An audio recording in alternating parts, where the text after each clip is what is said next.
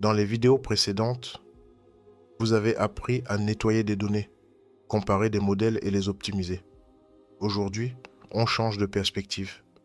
Jusqu'ici, on utilisait des règles de décision.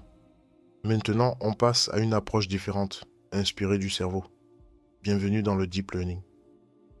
Vous l'avez vu au fil des vidéos. Un réseau de neurones n'a rien de mystérieux. Derrière ce terme se cache une simple succession de calculs. Une entrée, des couches de neurones, des fonctions d'activation, une sortie, et à chaque étape, le même principe, une somme pondérée.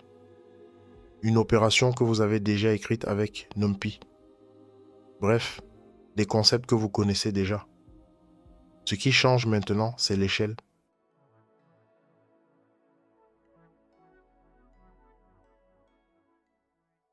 Commençons par préparer les données. Nous importons scikit-learn, la bibliothèque de référence en machine learning, et nous normalisons nos variables avec le standard scaler. Les réseaux de neurones apprennent bien mieux lorsque toutes les variables sont ramenées à la même échelle. Sans cette étape, l'apprentissage devient beaucoup plus instable. Nous séparons ensuite les données en deux ensembles. 80% pour l'entraînement, 20% pour le test. Rien de nouveau ici. C'est le principe fondateur du machine learning. Nous apprenons sur une partie des données et nous évaluons sur une partie que le modèle n'aura jamais vue. Nous construisons maintenant le réseau avec Keras.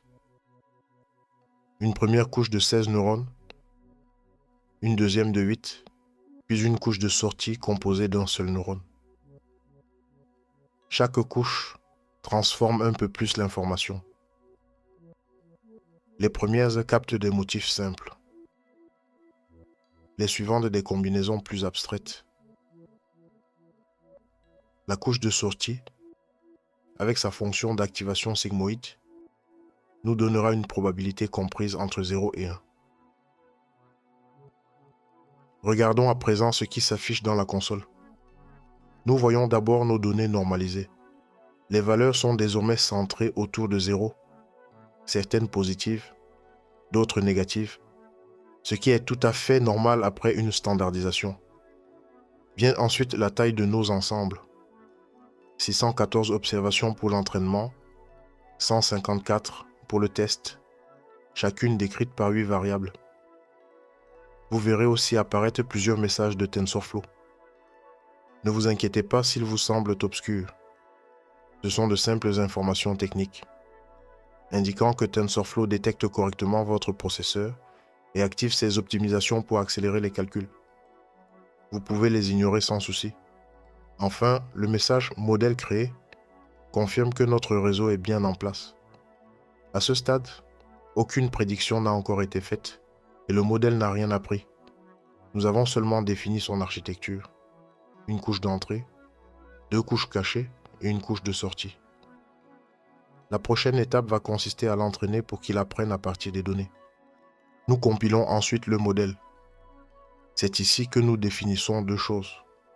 Comment il apprend avec l'optimiseur Adam et comment nous mesurons sa qualité avec la fonction de perte et la précision. Vient maintenant l'entraînement. À chaque passage sur les données, le réseau ajuste légèrement ses poids afin de réduire ses erreurs. Et il répète cette opération 50 fois. C'est précisément cela, le cœur du Deep Learning.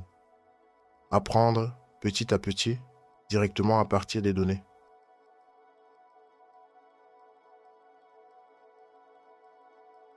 Enfin, nous évaluons le modèle sur les données de test, celles qu'il n'a jamais rencontrées. C'est le seul véritable juge de sa capacité à généraliser, c'est-à-dire à bien fonctionner sur des données nouvelles. Prenons un instant pour mesurer le chemin parcouru. Nous venons de passer d'un modèle classique, fondé sur des règles, à un modèle capable d'apprendre lui-même des structures complexes dans les données. Nous venons de construire notre premier réseau de neurones. La distinction tient en une phrase. Les modèles classiques appliquent des règles que l'on déduit des données. Les réseaux de neurones, eux, apprennent ces règles par eux-mêmes. C'est là toute la rupture. Vous venez de franchir une étape importante.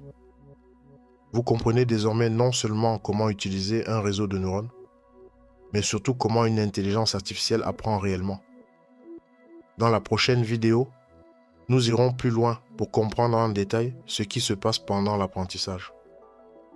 La fonction de perte, les époques et le learning rate. C'est précisément là que tout se joue.